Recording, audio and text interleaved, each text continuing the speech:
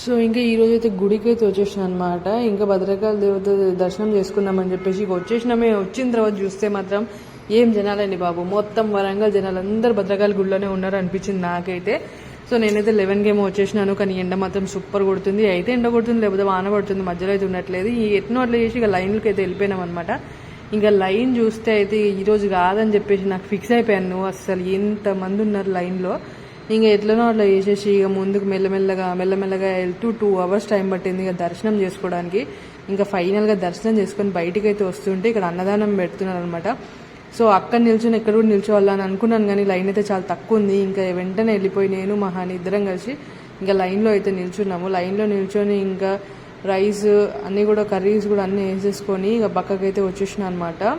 And మనకి ఇక్కడ దోసకాయ పచ్చడి పెట్టారు, స్వీట్, రైస్, పప్పు, ఆలు అండ్ సాంబార్ పెట్టారు. ఇంకా టేస్ట్ అయితే సూపర్ ఉంది. ఇంకా తినేసి అట్లా